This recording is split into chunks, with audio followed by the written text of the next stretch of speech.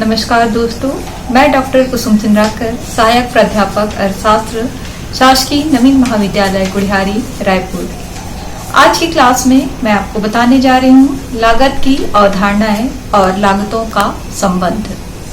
मैं आपको लागत की विभिन्न धारणाएं और उसके संबंध को बता रही हूँ, जो माइक्रो इकोनॉमिक्स बीए पार्ट 1 का टॉपिक है। और क्लास के दौरान मैं आपको कुछ नोट्स भी उपलब्ध कराऊंगी जो आपके लिए उपयोगी रहेगा। तो चलिए आज का लेक्चर हम शुरू करते हैं। लागत क्या है, लागत के विभिन्न धारणाएं और औसत एवं सीमांत लागत में किस प्रकार से संबंध है। क्लास के लेक्चर को हम निम्न बिंदुओं में देखेंगे। सबसे पहले हम introduction, concept of cost, classification of cost, जिसमें हम मनी कास्ट, रियल कास्ट और अपॉर्चुनिटी कास्ट देखेंगे। फिर उसके बाद हम शॉर्ट रन और लॉन्ग रन कास्ट देखेंगे। फिर relation between average cost and marginal cost. सबसे पहले हम इंट्रोडक्शन देखते हैं।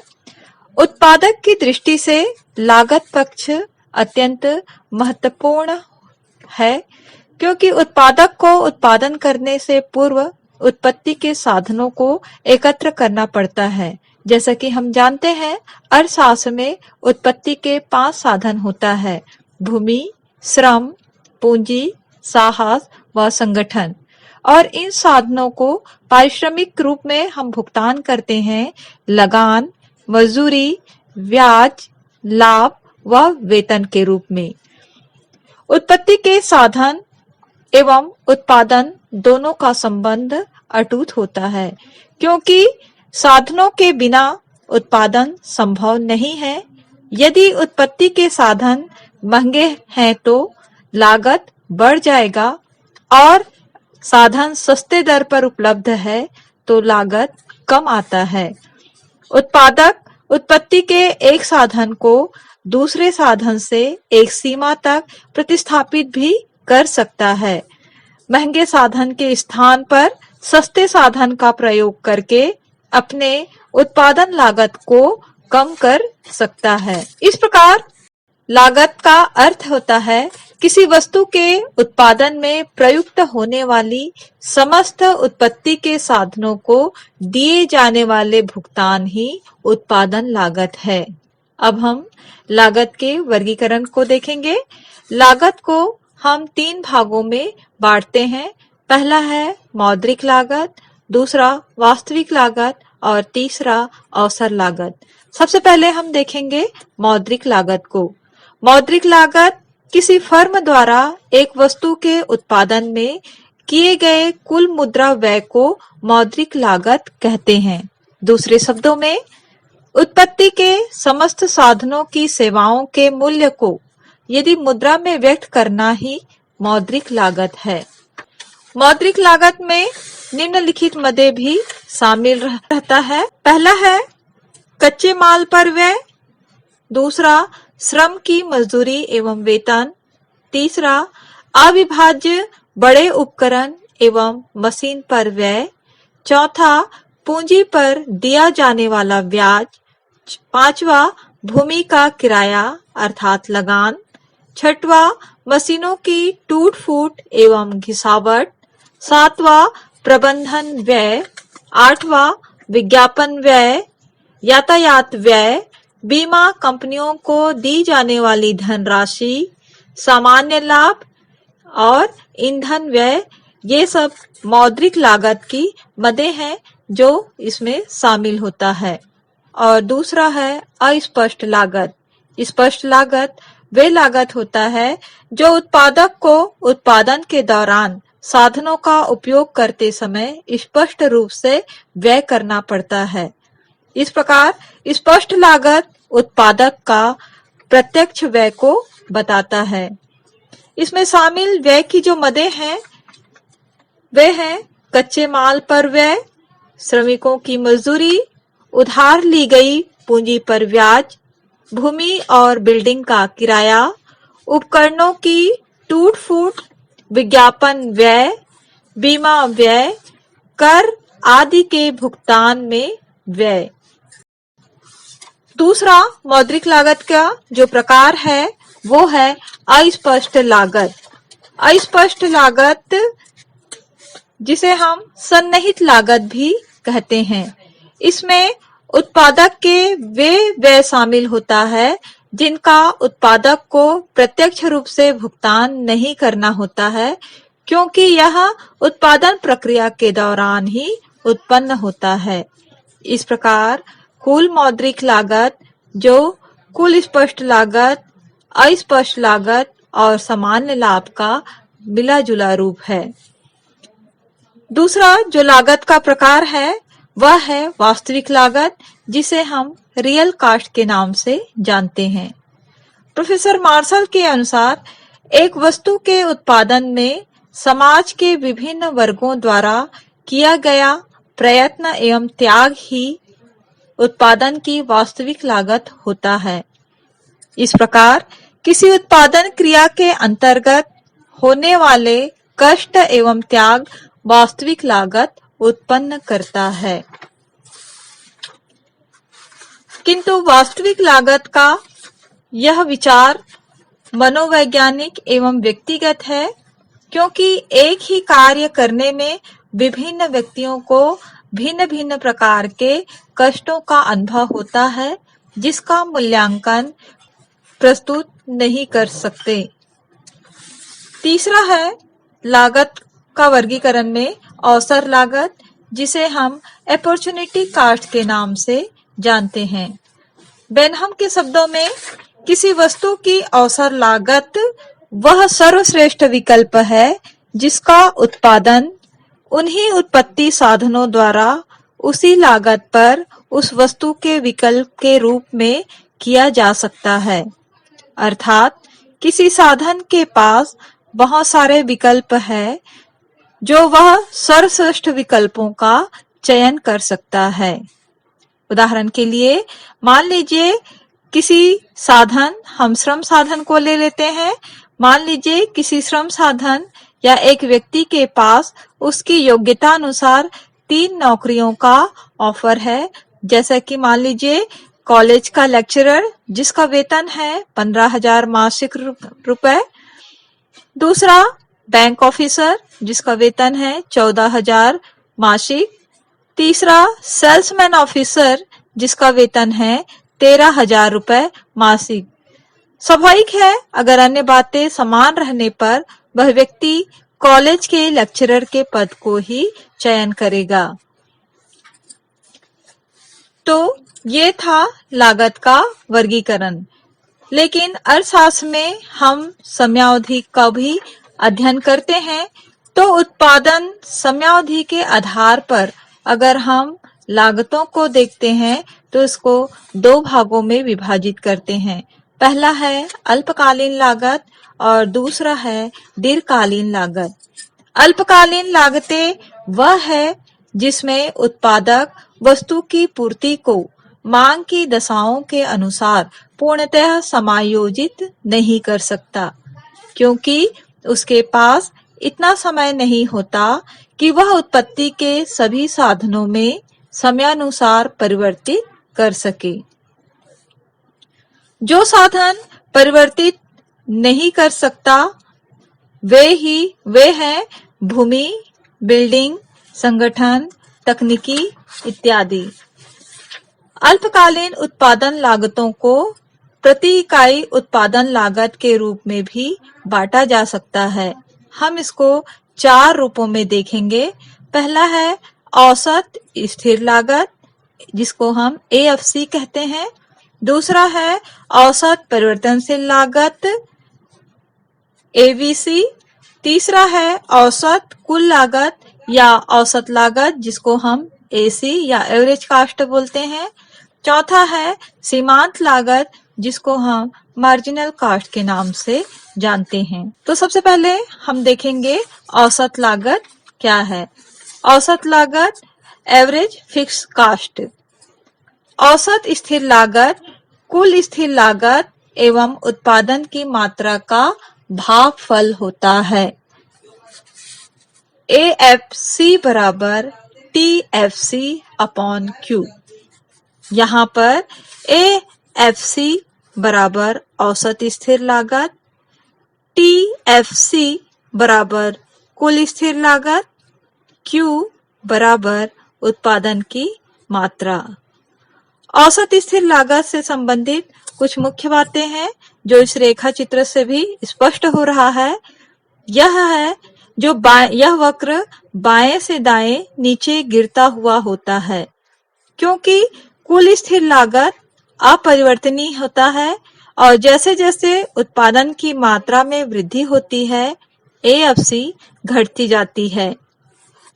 आरंभिक अवस्था में AFC वक्र अधिक तेजी से गिरता है और उसके बाद वह कम तेजी से। AFC वक्र कभी अक्षों को नहीं छूता, जैसा कि इस रेखा चित्र में स्पष्ट है, और AFC कभी भी शून्य नहीं होता। दूसरा जो कास्ट है वो है औसत परिवर्तनशील लागत। औसत परिवर्तनशील लागत कुल परिवर्तनशील लागत एवं उत्पादन की मात्रा का भागफल होता है। समीकरण में हम देखेंगे इसको, AVC बराबर TVC अपॉन Q।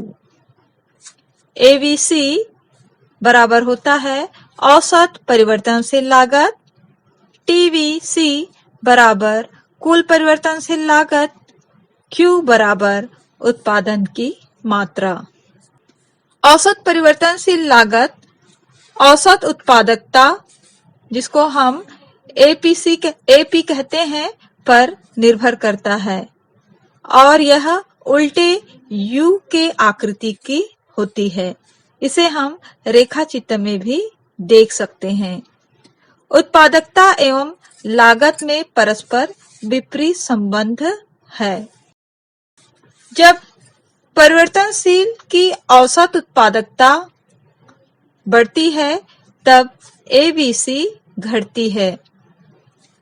जब औसत उत्पादकता AP स्थिर रहती है तथा उच्चतम बिंदु पर रहती है, तब औसत परिवर्तनशील लागत अपने न्यूनतम बिंदु पर पहुंचकर स्थिर हो जाती है, जैसा कि इस रेखा चित्र में स्पष्ट हो रहा है। तीसरी अवस्था में जब औसत उत्पादकता घटना आरंभ करती है, तब औसत परिवर्तनशील लागत बढ़ना प्रारंभ करती है। तीसरा जो अल्पकालीन लागत है, जिसको हम बोलते हैं औसत कुल लागत, जिसे हम औसत लागत के नाम से भी जानते हैं। औसत कुल लागत एवं कुल उत्पादन मात्रा का भागफल होता है। समीकरण में अगर हम इसको देखते हैं तो AC बराबर TC अपॉन Q। यहाँ पर AC बराबर है औसत लागत, TC बराबर कुल लागत और Q बराबर उत्पादन की मात्रा। औसत लागत अंग्रेजी के U आकृति का होता है। इसे हम रेखा चित्र के माध्यम से भी देख सकते हैं। चौथा जो लागत है वो है सीमांत लागत। सीमांत लागत एक अतिरिक्त इकाई का उत्पादन करने से कुल लागत में जितना वृद्धि होता है, उसे उस इकाई विशेष की सीमांत लागत कहा जाता है। सीमांत लागत परिवर्तनशील लागत पर निर्भर करती है, स्थिर लागत पर नहीं। अल्पकाल में सीमांत लागत कुल परिवर्तनशील लागत में वृद्धि के बराबर होती है। समीकरण में स्पष्ट है, MC बराबर डेल्टा TC अपॉन Q या delta TVC upon delta Q। यहाँ पर डेल्टा TC बराबर कुल लागत में परिवर्तन, डेल्टा TVC बराबर कुल परिवर्तनशील लागत में परिवर्तन, डेल्टा Q बराबर कुल उत्पादन में परिवर्तन। सीमांत लागत की जो आकृति है वो भी अंग्रेजी अक्षर के U के समान होता है। चित्र में भी परिवर्तनशील साधन की सीमांत उत्पादकता एवं उत्पादन की सीमांत लागत के मध्य संबंध स्पष्ट किया गया है। दोनों में वैधपूर्ण संबंध पाया जाता है जो इस चित्र में दिखाई दे रहा है। चलिए अब हम देखते हैं दीर्घकालीन लागत, लॉन्ग रन कॉस्ट। दीर्घकालीन वह समयावधि है जिसमें उत्पादक प्रत्येक उत्पत्ति के साधनों को इच्छानुसार एवं आवश्यकतानुसार परिवर्तित कर सकता है। दीर्घकाल में उत्पत्ति के प्रत्येक साधन परिवर्तनशील होता है। कोई भी साधन स्थिर नहीं रहता है। इसे भी हम दो रूपों में देख सकते हैं, दीर्घकालीन औसत लागत, लॉन्ग एवरेज कॉस्ट, दीर्घकालीन सीमांत लागत, लॉन्ग मार्जिनल कॉस्ट। दीर्घकालीन औसत लागत दीर्घकालीन कुल लागत की सहायता से उत्पन्न किया जा सकता है। यह अनेक अल्पकालीन औसत लागत वक्रों SAC को घेरता है। नेक्स्ट है दीर्घकालीन सीमांत लागत। दीर्घकालीन सीमांत लागत वक्र की व्युत्पत्ति दीर्घकालीन औसत लागत वक्र की सहायता से की जा सकती है। जो संबंध अल्पकालीन सीमांत लागत एवं अल्पकालीन औसत लागत के मध्य पाया जाता है, ठीक वही संबंध दीर्घकालीन सीमांत लागत एवं दीर्घकालीन औसत लागत के मध्य भी उपस्थित होता है, जो यह रेखा चित्र से स्पष्ट हो रहा है। तो इस रेखा चित्र में हम दीर्घकालीन औसत लागत और दीर्घकालीन सीमांत लागत को हम देख सकते हैं। अब हम औसत लागत और सीमांत लागत में संबंध देखेंगे, क्योंकि कीमत सिद्धांत में AC और MC का संबंध अत्यंत महत्वपूर्ण होता है। तो यहाँ हम AC और MC के बीच संबंध को देखेंगे। दोनों के बीच में पहला संबंध होता है, दोनों की गणना उत्पादन की कुल लागत के द्वारा की जाती है। औसत लागत बराबर कुल लागत अपॉन कुल उत्पादन और सीमांत लागत बराबर कुल लागत में परिवर्तन अपॉन कुल उत्पादन में परिवर्तन।